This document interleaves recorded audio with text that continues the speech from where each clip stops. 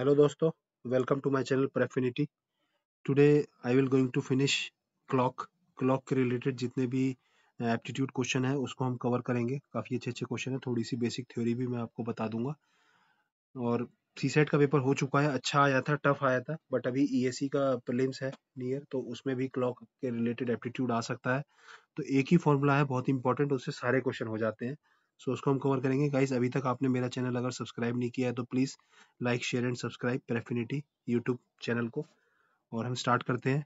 देखिए, क्लॉक का बेसिक्स एक ही पेज का बेसिक्स है और जिसमें एक ही फॉर्मूला है, ये वाला. कौन सा? ये. बस. आई एम सॉरी. एक ही फॉर्मूला है ये. इसको अगर आप याद कर लेंगे तो आपका काम हो जाएगा. देखिए, आवर हैंड जो होती है क्लॉक की, वो 12 घंटे में कवर करती है 360 डिग्री, 12 आवर्स. तो 30 डिग्री का ईच आवर डिवीजन, हर घंटे का, एक घंटे में 30 डिग्री मूव करती है. ओके, मतलब एक घंटे में 30 degree. Okay, 30 degree and then 30 degree. तो जो 90 डिग्री का एक पूरा होता है 12 से और 3 के बीच में, तो 30 के 3 पार्ट होते हैं, वो हर घंटे का डिवीजन होता है. Then 360/6, 6 degree each minute division. देखो, मिनट हैंड के लिए 60 मिनट में एक राउंड कंप्लीट कर लेता है, मतलब पूरा एक राउंड कंप्लीट करने में 60 मिनट लेता है minute hand. I am sorry. Then 60 degree each minute division, हर मिनट के लिए कितना है? 60 डिग्री लेगा. ओके. सो स्पीड क्या होगी गाइज? अब देखो, स्पीड निकालने के लिए कितना आसान है, 0.5 डिग्री पर मिनट. मिनट में स्पीड निकाल रहे हैं हम. देखो कैसे निकाला. देखो, 30 डिग्री जो है वो 60 मिनट, एक घंटे में घूम रहा है, तो स्पीड क्या हो जाएगी? इतना, 0.5 पर minute, 30 divided by 60. Then 6 degree, ये 6 डिग्री जो है मिनट हैंड, ये पर मिनट की स्पीड होती है. स्पीड याद रखना इंपॉर्टेंट होती है. देखो, 360 डिग्री को ये 60 मिनट में कवर कर दे रहा है. यही तो हमने किया, 360 डिग्री को 60 मिनट. ये 30 डिग्री देखो यहीं से है, 30 डिग्री पर आवर है. तो अगर मिनट में निकालें तो 30 डिग्री पर 60 मिनट, तो 1/2 पर मिनट. तो पर मिनट में निकाला है, वही है. इसको हम ये भी कह सकते हैं 30 डिग्री पर आवर, जो ये वाला था. ओके. तो सेम ही चीज है. रिलेटिव स्पीड कितनी हो गई गाइस? 6 डिग्री माइनस 0.5 डिग्री, तो 5.5 डिग्री पर मिनट.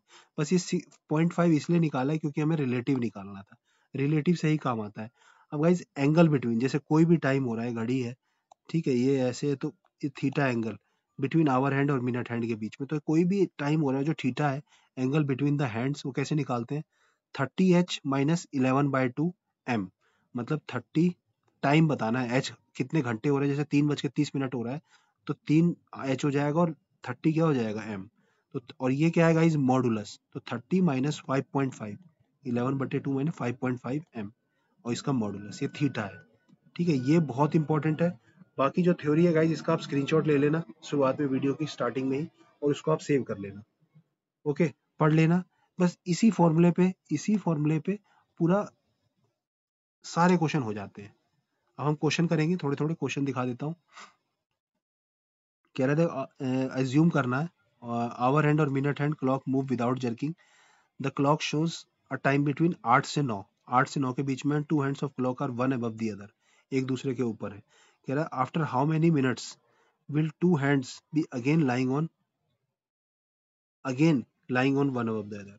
तो कितनी देर बाद दोनों अगेन वन एक दूसरे के ऊपर lying on one above the other. तो ये पूछा है गाइस. अब ये क्वेश्चन में क्या कह रहा है कि जो क्लॉक है वो 8 से 9 के बीच में है. ठीक है, क्लॉक शो जो टाइम है वो 8 से लेकर के 9 के बीच में है. ओके. तो अभी शुरू में क्या है? एंगल 0 डिग्री है. तो कह रहा अब दूसरा कितना टाइम होगा जब एंगल अगेन 0 डिग्री होगा? तो थीटा हमने पढ़ा है 30. एक सेकेंड. थीटा हमने क्या पढ़ा है? 30h minus 11/2 m. अब हमें क्या पता है? हमें थीटा पता है कि 0 डिग्री था पहले और दोबारा 0 डिग्री आएगा, तो इसको 0 डिग्री मानना है. यही तो है. अब 0 डिग्री 8 से 9 के बीच में पूछना है, तो 8 से 9 के बीच में 0 डिग्री होने के लिए एंगल क्या होगा? और देखो, two hands of clock are one above the other. ठीक है, वन अबव द अदर है, और दोबारा पूछ रहा है कि वन अबव द अबव कब आएगा, ये पूछ रहा है इसमें. ठीक है, तो बहुत ही अच्छा क्वेश्चन है और आसान क्वेश्चन है, मैं ये कहूंगा.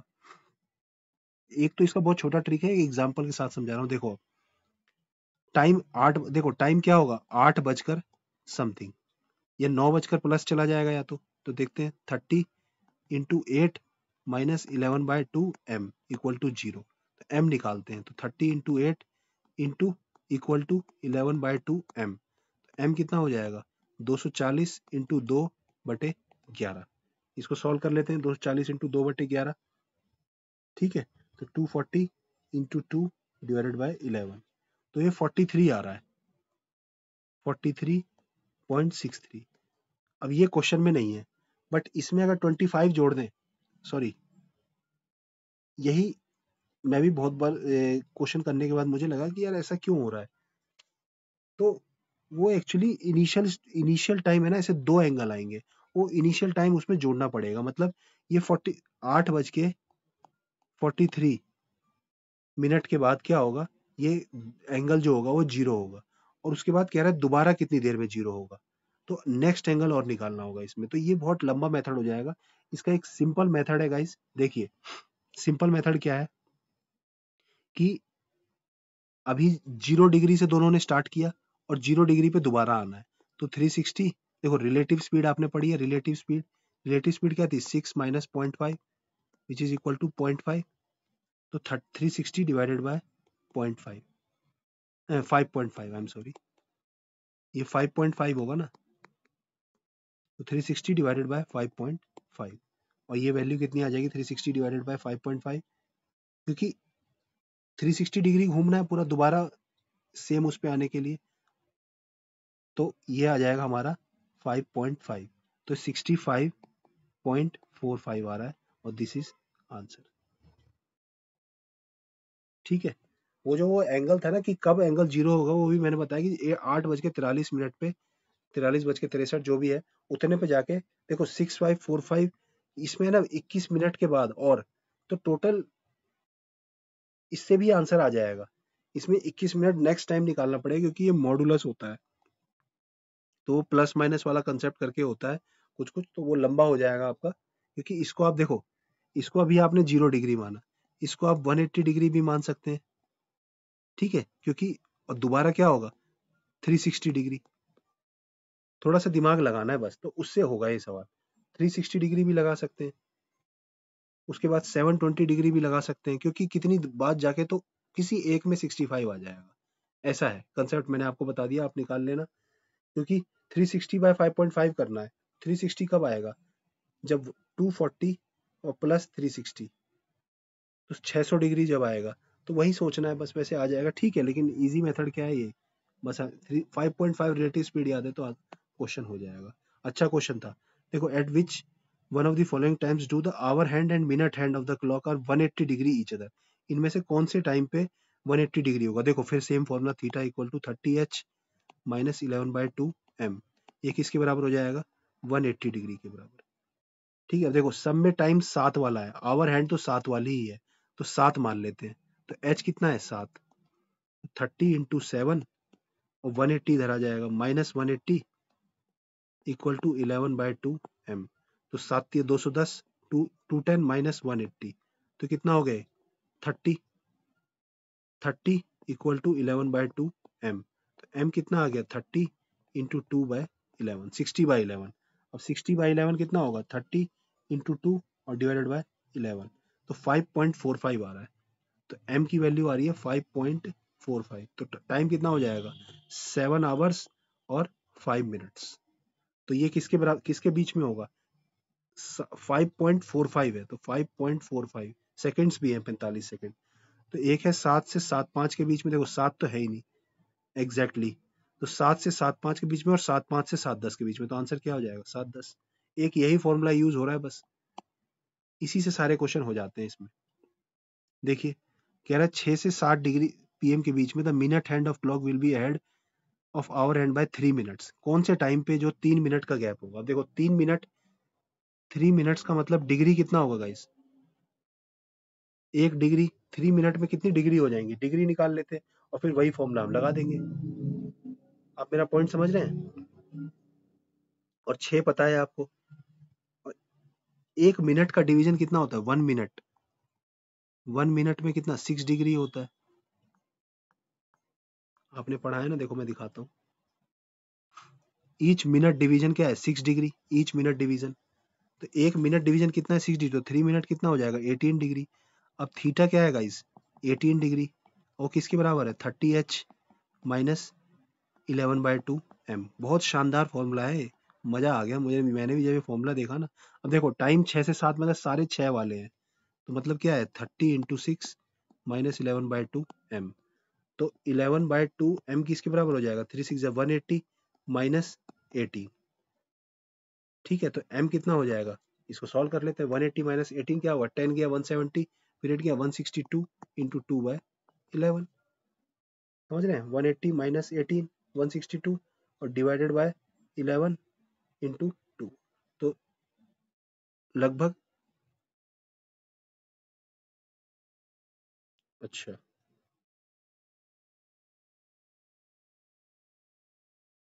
30 इंटू 6 180 और माइनस 18 इंटू 2 डिवाइडेड बाय 11, तो ये आ रहा है गाइज m की वैल्यू 29 और लगभग 29.45, मतलब 30 मिनट के आसपास आ रही है। लेकिन 30 मिनट के आसपास कोई ऑप्शन नहीं आ रहा। ठीक है, तो इसका आंसर एक और तरीका क्या हो सकता है, माइनस होगा। प्लस माइनस होता है ना गाइस, मॉड होता है, तो यही दिमाग लगाना है, प्लस माइनस। तो एक केस क्या हो जाएगा, minus 18 equal to 30 into 6 minus 11/2m। तो अब क्या हो जाएगा गाइस, 11/2m किसके बराबर हो जाएगा, 180 प्लस 18, ये 198 इक्वल टू, तो m कितना हो जाएगा, अब सॉल्व कर लो। देखो ऐसे ही, बस यही है कि प्लस माइनस ध्यान रखना है, क्योंकि मॉडुलस है, डिवाइडेड बाय 11 36, m की वैल्यू आ गई 36। एक ऑप्शन है सी आंसर हो जाएगा। तो मतलब 636, इस पे 36 पे क्या हो जाएगा, माइनस 18 डिग्री का एंगल होगा। बस प्लस माइनस का ध्यान रखना है, वो ऐड बिहाइंड, तो दोनों ज्यादा टाइम नहीं लगेगा। अगर आपको ये फॉर्मूला याद नहीं है ना, तो आप ये क्वेश्चन ट्राई करके देख लेना एग्जाम में, हालत खराब हो जाती है। मेरे को भी पता है, टाइम इसके क्वेश्चन करने में बहुत दिक्कत होती है। तो ऐसे ही क्वेश्चन है गाइज, ये वाला क्वेश्चन आसान है, ये कर लेना। ये बेसिक कैलकुलेशन वाला है, इसमें ज्यादा क्लॉक का नहीं है।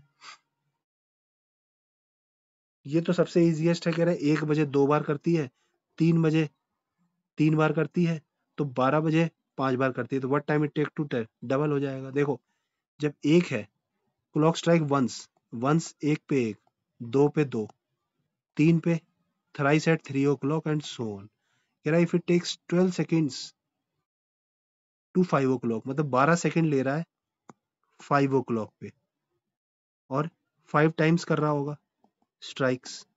तो पूछा what time it take to strike at 10 o'clock, 10 o'clock पे कितना लेगा। तो 10 o'clock पे कितना लेगा, 10 o'clock डिग्री नहीं है क्लॉक, तो 12 दूनी 24, 24 स्ट्राइक्स करेगा 10 पे, मतलब 10 स्ट्राइक्स करेगा। आंसर क्या है, बी। इजी भी पूछता है कभी कभी।